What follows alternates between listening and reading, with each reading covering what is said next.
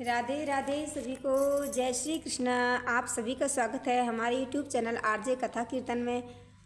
तो आज हम पाप मोचनी एकादशी के व्रत कथा श्रवण करते हैं, तो बने रहिएगा कथा में। बोलिए श्री विष्णु भगवान की जय, एकादशी महारानी की जय। तो कथा श्रवण करते हैं, कथा के साथ बने रहिएगा। अगर कथा अच्छी लगे तो आगे भी शेयर करिएगा ताकि सभी लोग इसका लाभ उठा सकें। धर्मराज युधिष्ठिर कहने लगे कि महाराज, आपने फाल्गुन शुक्ला एकादशी का महात्म्य बतलाया। अब कृपा करके यह बतलाइए कि चैत्र कृष्ण एकादशी का क्या नाम है, इसमें कौन से देवता की पूजा की जाती है और इसकी विधि क्या है। कृष्ण भगवान कहने लगे कि हे राजन, यही प्रश्न एक समय राजा मानधाता ने लोमश ऋषि से किया था और जो कुछ उन्होंने उत्तर दिया था सो वही तुमसे कहता हूँ। लोमश ऋषि कहने लगे कि हे राजन, इस एकादशी का नाम पाप मोचनी एकादशी है। अब मैं इसकी कथा कहता हूँ, सुनो। प्राचीन समय में कुबेर का चैत्र रथ नाम का एक वन था। उसमें गंधर्वों की कन्याएं किन्नरों के साथ विहार करती थीं। वहाँ अनेक प्रकार के पुष्प खिल रहे थे। उसी वन में अनेक ऋषि तपस्या करते थे। स्वयं इंद्र भी चैत्र और वैशाख के महीने में देवताओं के सहित वहाँ आकर क्रीड़ा किया करते थे। वहीं अपने आश्रम में मेधावी नाम के एक ऋषि भी तपस्या में संलग्न थे। वे शिव के भक्त थे। एक समय मंजू घोषा नाम की अप्सरा ने उनको मोहित करने का विचार किया। वह ऋषि के भय के मारे समीप नहीं गई, वरन दूर बैठकर वील पर मधुर गीत गाने लगी। उस समय कामदेव ने भी मेधावी ऋषि को जीतने की चेष्टा की। उन्होंने उस सुंदर अप्सरा के भ्रू को धनुष, कटाक्ष की डोरी, नेत्रों को धनुष की लचक, कुचों को कुरी बनाकर मंजू घोषा को सेनापति बनाया। उस समय मेधावी ऋषि भी युवा और हष्टपुष्ट थे, साथ ही यज्ञोपवीत तथा दंड धारण किए हुए ब्रह्म तेज से युक्त थे।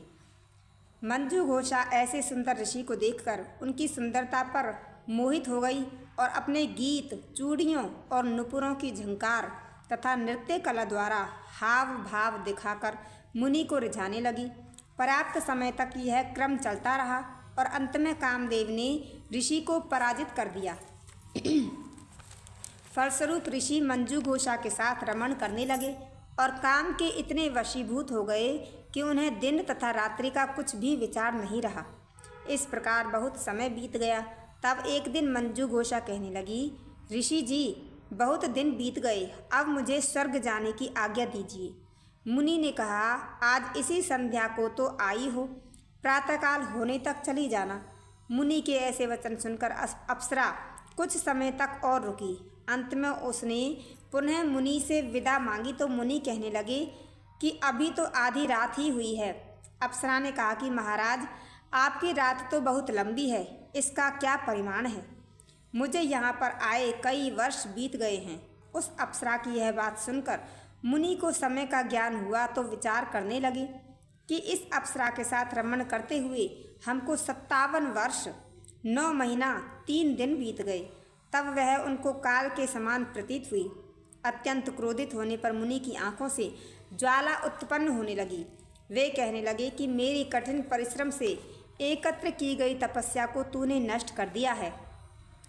तू महापापिनी और दुराचारणी है, तुझे धिक्कार है। तूने मेरे साथ घात किया है, इसलिए तू मेरे श्राप से पिशाचनी हो जा। मुनि के श्राप से मंजू घोषा तत्क्षण पिशाचनी हो गई और भयभीत होकर मुनि से प्रार्थना करने लगी कि महाराज, इस श्राप का किस प्रकार निवारण होगा। अप्सरा के ऐसे दीन वचन सुनकर मुनि बोले, हे दुष्टे, यद्यपि तूने मेरा बहुत अनिष्ट किया है, परंतु फिर भी मैं तुझे श्राप से छूटने का उपाय बतलाता हूँ। चैत्र मास के कृष्ण पक्ष की एकादशी का नाम पाप मोचनी है और यह सब प्रकार के पापों का नाश करने वाली है। उसका व्रत करने से पिशाच योनि से मुक्त हो जाएगी। ऐसा कहकर मेधावी ऋषि अपने पिता च्यवन ऋषि के आश्रम में चले गए।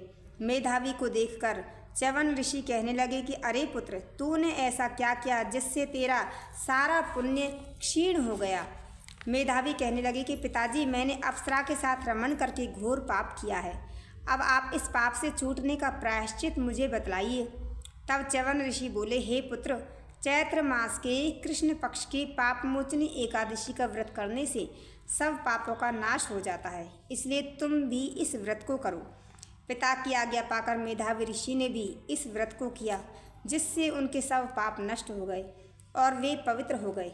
उधर मंजू घोषा भी व्रत के प्रभाव से पिशाच योनि से छूटकर दिव्य देह धारण करके स्वर्ग को चली गई।